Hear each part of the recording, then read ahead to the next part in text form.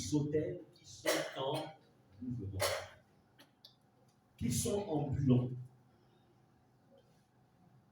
Tu vas aller par exemple au Brésil ou tu vas dans un autre pays et tu te dis, bon, tu as par exemple tu apprécies par exemple tel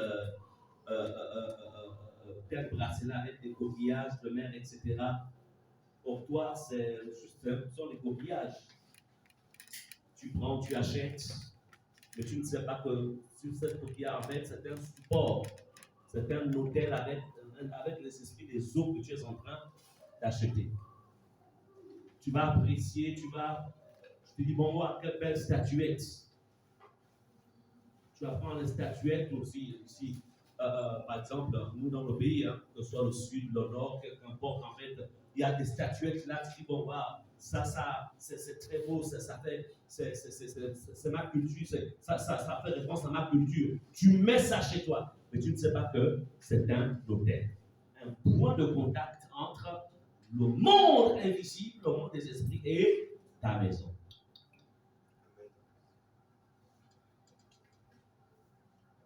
Amen. Amen. Lorsqu'on s'était marié, non, même pas, je pense même que le pasteur Muriel avait, un jour, elle avait apprécié, vous savez, il y a beaucoup de choses de décoration qu'on vend en fait un peu partout. Donc, et puis, je pense qu'il y avait une image, je ne sais pas si c'était des anges, quelque chose de. Et puis, c'était là, déposé au salon. Donc là où elle met ses décorations, ça décore bien le salon. Mais j'étais assis au salon, mes yeux s'ouvrent. Mais ça, c'est pour le contact, ça. J'ai dit, chérie, depuis que l'histoire là est là, je n'ai jamais vu ça. Mais ça là, c'est un point de contact. Ça prend la forme, ça a donné c'est vrai que ça embellit. Mais c'est un point de contact. J'ai dit, écoute, quel que soit le prix que ça t'a coûté, on va balancer ça.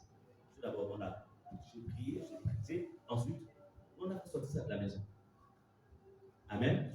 Il y a plein de choses qu'on vend sur le marché, mais je vous dis, qui sont en fait des hôtels. Et vous n'allez pas comprendre pourquoi, malgré les prières, malgré tout ce que vous faites, mais dans la maison, il y a des choses bizarres qui se passent.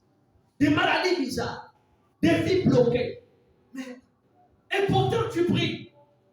La vérité, c'est que qu'est-ce que tu as entraîné dans ta maison?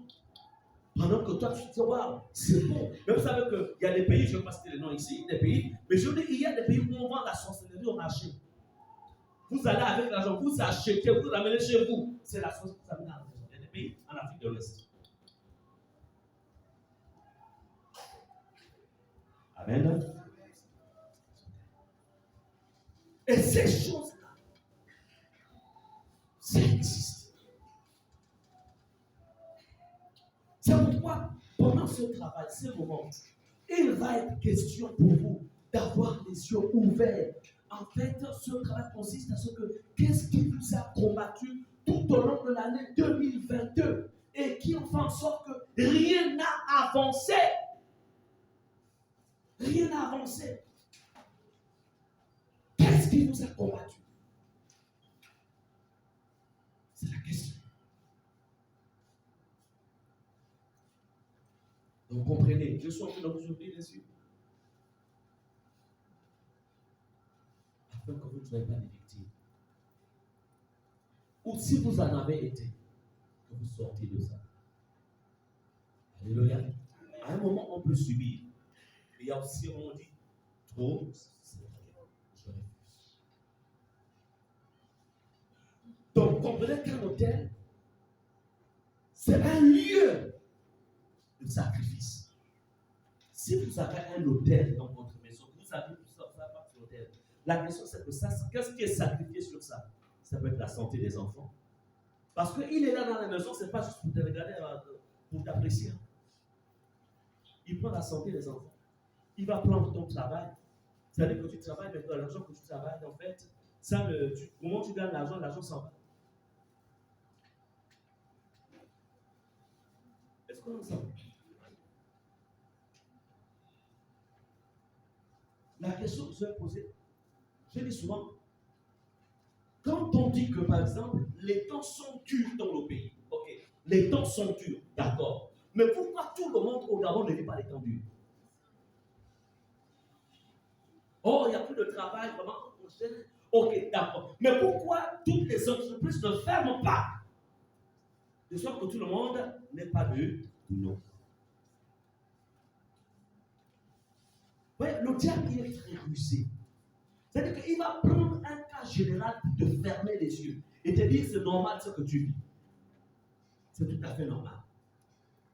Mais il faut un éveil spirituel pour dire non, il y a quelque chose quand même qui ne va pas là. C'est pas normal. On était ensemble avec ce collègue-là. Et j'étais même plus brillant que lui. C'est même moi qui lui montrais même à l'école. Et il est ceci.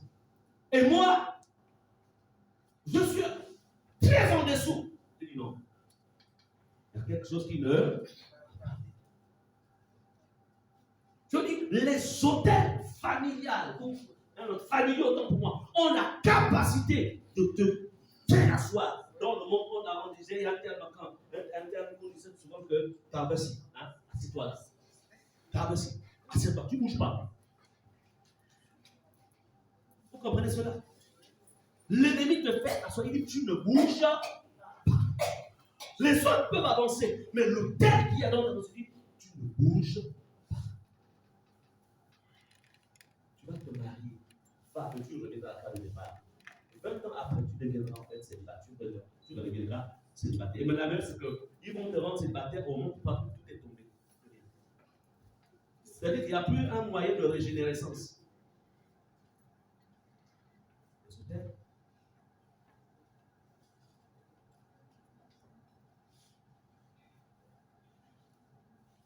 C'est pourquoi tu as besoin de connaître ces choses pour combattre cela.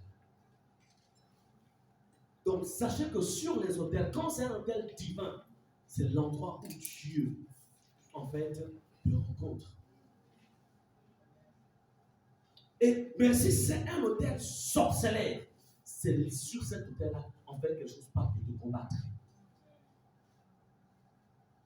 C'est un lieu d'échange entre un homme et son Dieu. Combien d'autels ont parlé contre vous tout au long de l'année 2022? Combien d'autels? Un autel, c'est aussi un lieu de combat. Un lieu où les batailles spirituelles contre les forces qui vous combattent. C'est là où s'engagent les victoires et où s'engagent aussi, ça peut aussi avoir ça peut être un lieu où les échecs par rapport au camp adverse sont mêlés. Est-ce que vous comprenez cela? Mais ce sont des réalités. Des réalités. Il y a des situations auxquelles tu seras confronté, tu vas jeûner, tu vas prier, tu vas prendre autorité au nom de Jésus, tu vas te sanctifier, tu vas prendre toutes les promesses de la Bible, tu vas relâcher. Et la situation. Une dernière expérience qu'on a faite dernièrement, où en fait les agents des ténèbres en fait ont relâché une attaque contre ma personne. Je vous laisse tout, je ne rentre pas dans les détails. Mais à un moment de combat spirituel, de la bataille, le Seigneur me dit, il faudrait que tu bâtisses un hôtel. Amen. C'était des esprits, en fait, des cimetières. Des esprits relâchés à partir du monde des cimetières. Prenez autorité. À un moment, ça semblait se calmer. Celui qui bâtit l'hôtel. Il y a 3 semaines de cela, il y a 2 semaines de cela. J'ai bâti l'hôtel. Alléluia. Sur un hôtel, il y a des sacrifices. Comme nous sommes vos pasteurs, nous aussi on a des pasteurs. Et le Seigneur me dit, le sacrifice, tu l'envoies chez ton pasteur. C'est l'homme de Dieu, le pasteur Chris Winter. Certains s'y connaissent, qui est notre mentor. Que le sacrifice. J'ai envoyé ce. Alléluia. Et les choses. Dieu est rentré. En fait, c'est-à-dire que l'ennemi a compris que là, il ne peut plus rien faire. Est-ce que vous comprenez cela? Donc, il faut comprendre. Il y a des combats qui se passent à un certain niveau où il est nécessaire de bâtir, d'avoir un hôtel. Et beaucoup de chrétiens, la faiblesse de beaucoup parmi vous, c'est qu'en fait, vous n'avez pas, certainement jamais bâti d'hôtel, ou s'ils ont essayé de se lancer là-dedans, généralement, ce n'est pas à la hauteur de ce que Dieu voudrait que tu fasses. Regarde, là nous sommes à la veille de 2023. Commence à faire le bilan. Commence à faire le bilan. Qu'est-ce qui a changé entre 2021 et 2022? Qu'est-ce qui a changé? Parce que là, on va à la fin de 2022. Est-ce qu'on est ensemble? Qu'est-ce qui a changé? C'est-à-dire, tu prends ta vie, cesse un peu de parler en langue. Cesse même un peu de vivre dans des nuages. C'est-à-dire que tu t'assois, tu te mets en face du miroir, tu regardes même ton visage. Est-ce qu'il y a même eu accélération de la vieillesse à cause de tous les fardeaux que tu portes? Non, mais vous savez déjà que la vieillesse s'accélère à cause des fardeaux. Même les cheveux blancs poussent à cause des fardeaux. Le gars a prié, il a tout fait, mais rien. Et pourtant tu pries, tu jeûnes, tu es dynamique. Mais pourquoi le côté là ne bouge pas? Pourquoi ça ne bouge pas? Mais soyons réalistes. La vie chrétienne est une réalité. Est-ce qu'on est ensemble? La vérité, c'est que Jésus n'échoue jamais. Répétons, Jésus n'échoue jamais. Jésus n'échoue jamais. Jésus n'échoue jamais. Il n'échoue jamais. Mais la question, c'est que maintenant, pourquoi dans ta vie, il y a plusieurs dons? La Bible dit, il a tout accompli. Mais ce monde a tout accompli. Pourquoi ça s'accomplit dans la vie de la sœur du frère? Moi, dans ma vie, le tout accompli, là, je ne vois pas ça. Et la Bible dit qu'en lui, il n'y a point de favoritisme. Est-ce qu'on est ensemble? Amen. On va s'asseoir. Tu t'assois, tu regardes la vie des enfants, tu regardes Dieu. Je vais prendre le terrain de ma femme. Attends ça. Tu ne sais rien. En même temps, si j'ai accroché le mot, il n'y a pas de problème. Qu'est-ce qui se passe? Amen. Tu vois les enfants, ah Seigneur, regarde tout ce que j'ai fait, j'en fais, toute l'éducation que j'ai donnée, tout, j'ai tout donné. C'est quel chemin qu'ils veulent prendre? Amen. Parce que si tu ne fais pas le bilan, qu'est-ce que tu vas présenter au Seigneur pour dire ça là, ce n'est pas dans nos alliances. Ça là, le problème là n'est pas dans notre alliance. Cette situation, ce n'est pas dans notre alliance. Ça vient.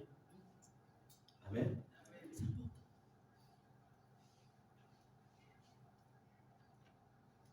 Donc, c'est la prise de conscience. Regardez.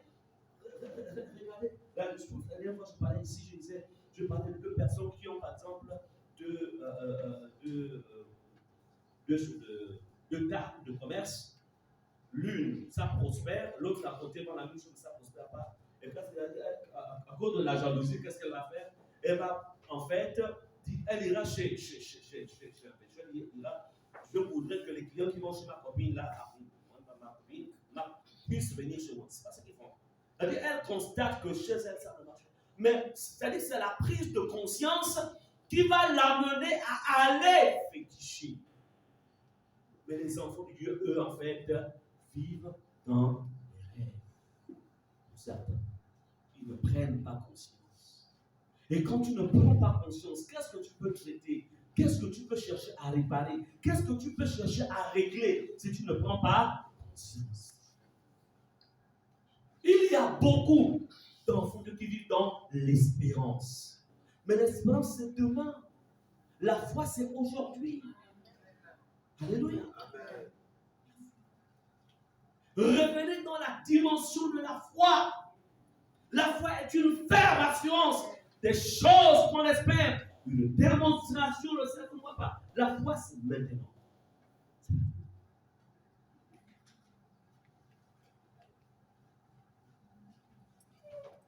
Bien-aimés, je suis en train de parler des hôtels. Beaucoup de vos vies sont bloquées, sont combattues par les hôtels. Les hôtels. C'est pourquoi on doit se lever. Et on va voir tout au long du message, un peu plus loin dans le message, qu'il y a parfois des hôtels qu'on réveille.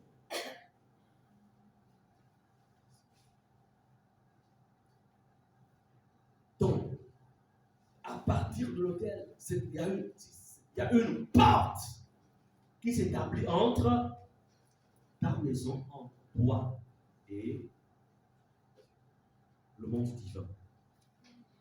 Il y a une porte. Comme aussi les agents des ténèbres, quand ils bâtissent des hôtels, il y a une porte qui s'établit entre leur maison et le monde des ténèbres. C'est pourquoi faites attention, ne dormez pas dans n'importe quelle maison. N'allez jamais. C'est-à-dire que si vous ne maîtrisez pas l'endroit, quand vous êtes dans cette ambition, vous avez l'ambition, apprenez à sanctifier l'endroit où vous êtes. Apprenez à prendre autorité. Parce qu'il y a des endroits qui sont en fait, quand on dit hôtel, ce n'est pas H-O avec le chapeau dans le chapeau qui a sur le dos. Accent circonflexe.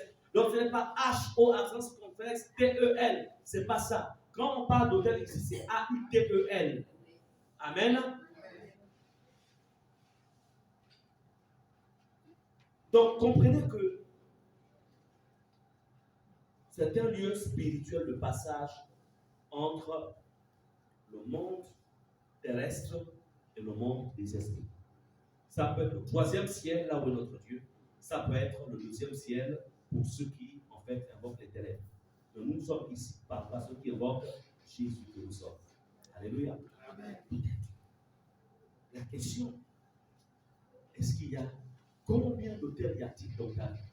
Quel est l'hôtel que tu as bâti?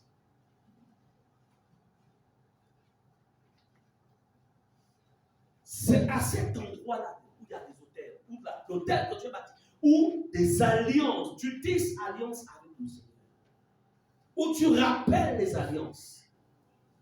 Moi, je suis d'accord avec cet homme de Dieu qui disait que, en fait, l'autel de la croix nous garantit le salut.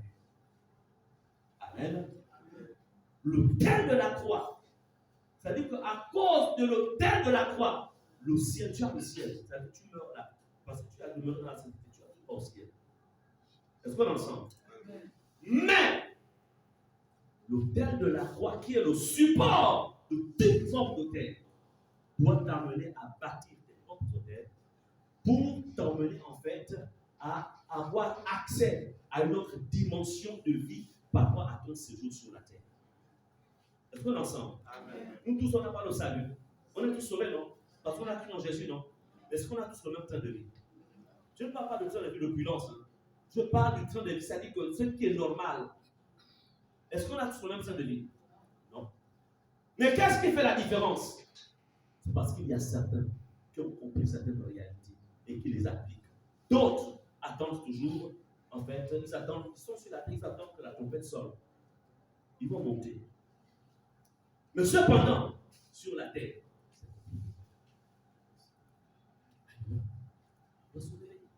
tu ne peux pas rentrer en 2023 de la même année que tu as vécu 2022. Non, ça doit changer. Ça doit changer. Dieu n'est pas un menteur. Il n'est pas un fils d'homme pour se repentir. Alléluia. En 2022, tu ne vivais qu'avec des crédits.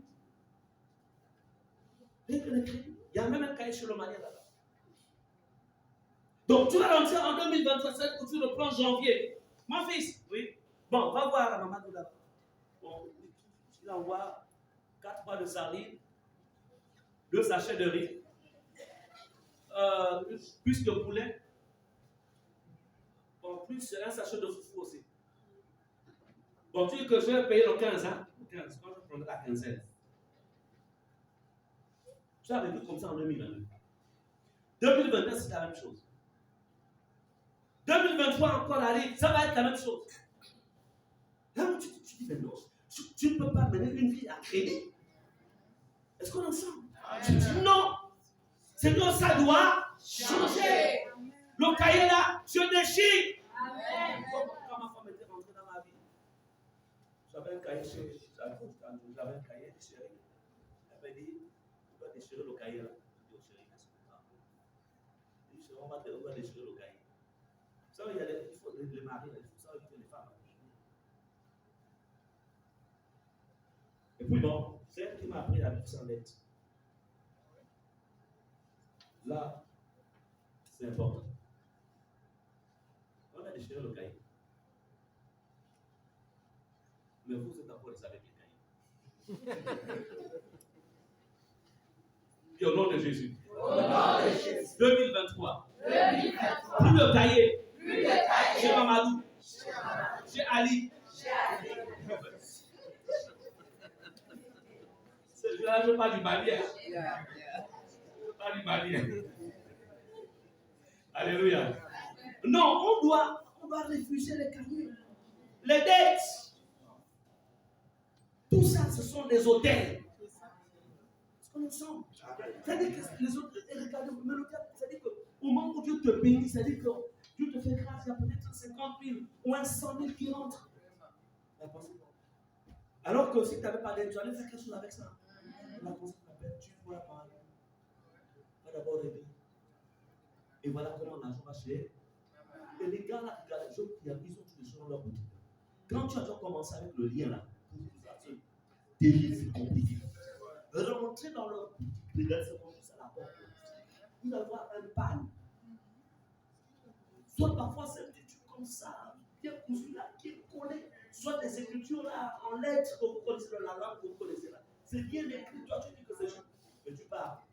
C'est-à-dire que là, l'esprit te repère. Il est rentré. Il a signé le contrat de la dette. Plus jamais il ne repartira.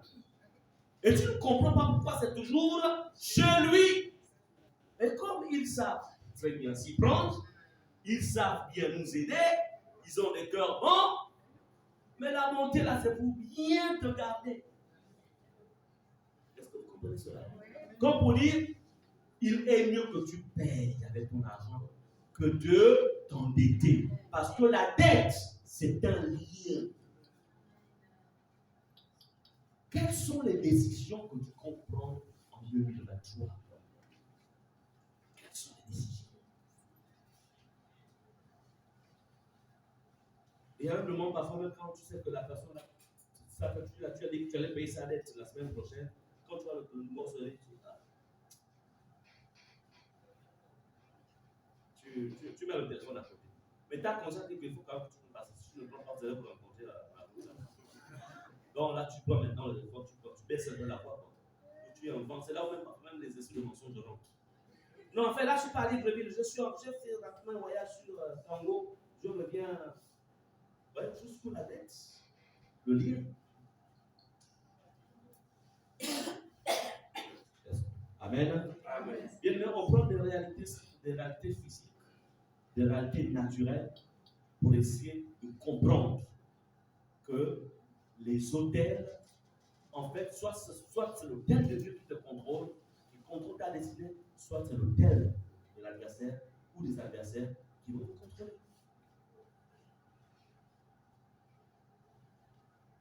C'est pourquoi un homme de Dieu, je pense que je voudrais qu'on lise, on peut lire Luc 18, verset 1, rapidement. Je vais demander donc à madame Kondo de lire ça. Luc 18, verset 1, rapidement. Je lis la parole de Dieu dans Luc 18, verset 1. Jésus leur adressa une parabole pour montrer qu'il faut toujours prier. Amen. Merci. Et ne point se relâcher. Tu peux t'arrêter là. Merci.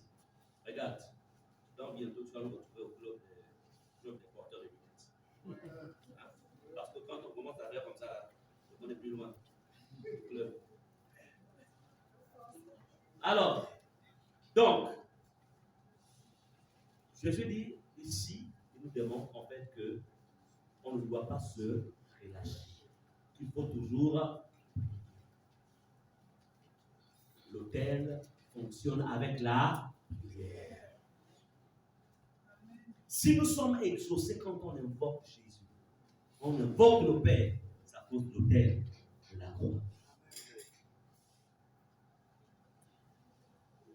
C'est pourquoi, pour vaincre les autels qui agissent contre nous, il faut aussi être des hommes qui mangent la parole. Parce que vous savez, la parole, ce sont des décrets qu'il y a à l'intérieur. Lorsque tu prends ces décrets et que tu les relâches au nom de Jésus, forcément ça s'exécute. Alléluia. Toute arme de guerre forgée contre moi sera nulle et sans effet. C'est un décret. Mais ça se repose sur quoi? Celui qui a relâché l'arme de guerre contre toi, en fait, il est allé faire des grands sacrifices. Toi, qu'est-ce que tu rentres dans ce combat sur quelle base? Oui, il y a l'autel de la croix. Oui, il y a le nom de Jésus. Mais tu me dis, Seigneur, je bâtis l'autel de victoire. Et je porte ce sacrifice pour confirmer ma victoire. Pas pour avoir, mais pour confirmer ma victoire sur les puissances des ténèbres.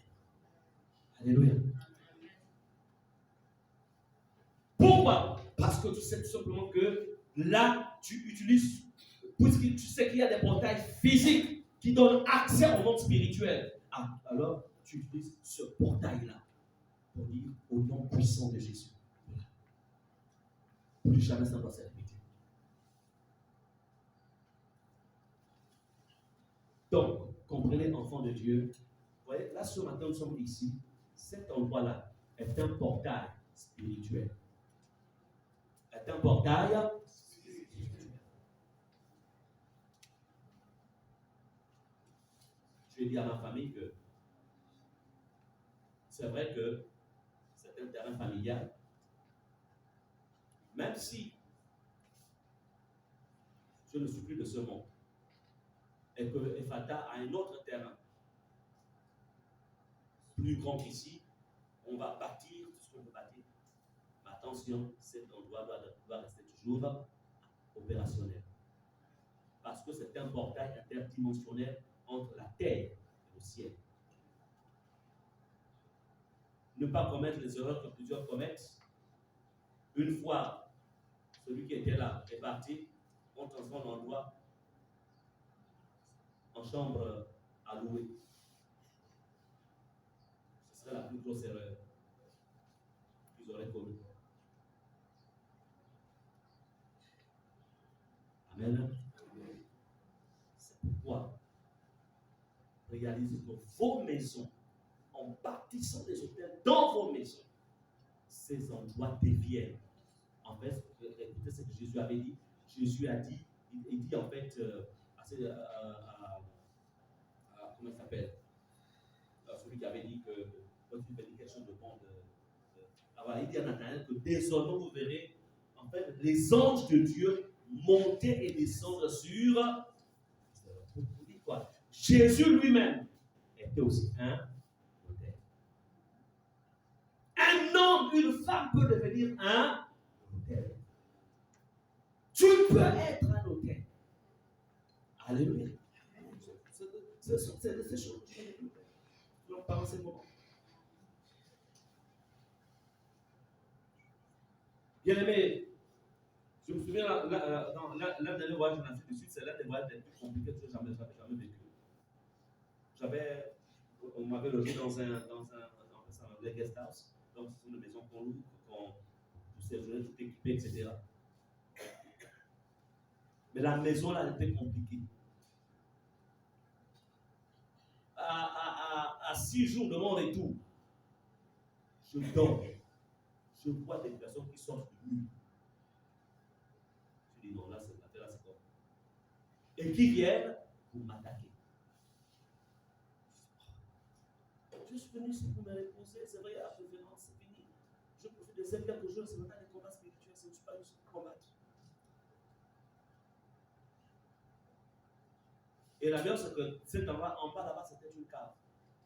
Il y avait une cave en bas. Je l'appelle là, je dis là. Je dis, attends, qui est le propriétaire de cet endroit où j'ai été logé? Non, c'est quelqu'un, il appartient à un pays où il y a une pratique élevée du volume. Il dit, je comprends. Donc, ces maisons-là, il a consacré ça à son Dieu. Donc, voilà pourquoi je suis autant attaqué. Cet endroit-là était un portail où les esprits partaient pour servir, en fait, la prospérité de cet homme. Les maisons, on ne rentre pas n'importe où. Non, on va aller chez tonton. Bon, c'est là, voilà. Donc, ce sont les vacances de Noël qui arrivent. Voilà, vous allez me laisser tranquille. Allez-y un peu chez votre tante, votre tonton, parce que trop de bruit, vraiment. Allez-y d'abord, je peux même pendant 2 semaines. Voilà, tu prends les enfants, tu les envoies. Cette maison-là, il y a quoi? Qu'est-ce que toi-même, papa, maman, qu'est-ce que toi-même, nos parents de cette, qu'est-ce que tu sais de cette maison? Tu ne sais rien. Et toi, tu prends ton enfant, tu l'envoies là-bas. Et quand il va revenir, il reviendra vite. Mais ce n'est pas en ce moment que tu vas constater la chose. Parce qu'il s'est bien embrouillé de piste. C'est 5 ans plus tard. 10 ans plus tard. Amen. Une maison peut être un portail. Pourquoi? Parce qu'il y a des hôtels à l'intérieur que vous ne connaissez pas.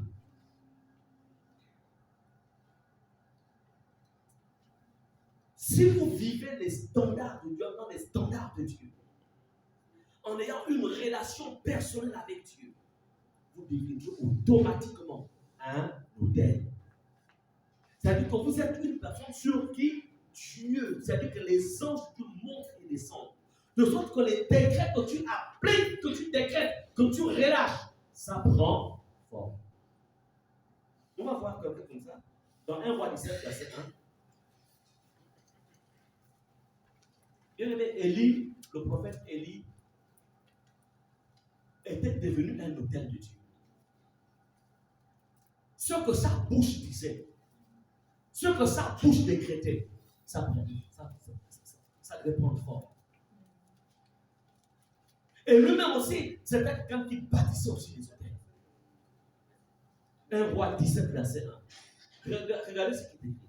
Élie le Tishbite, l'un des habitants de Galate, dit à Akab, qui était un roi, l'Éternel est vivant, le Dieu d'Israël, dont je suis le serviteur. Il n'y aura ces années-ci ni rosée, ni pluie, sinon à ma parole. Qui parle là? Élie. Allons-y au verset 7. Il a parlé au verset 1. Au verset 7, il avait dit, mais au bout d'un certain temps, le torrent fut à sec, car il n'était point tombé de pluie dans le pays. Qui a décrété? Regarde comme les choses tu décrètes. Au nom de Jésus, je ne veux plus voir ça dans ma vie. Au nom de Jésus, je refuse. Au nom de Jésus. Mais quand le lendemain,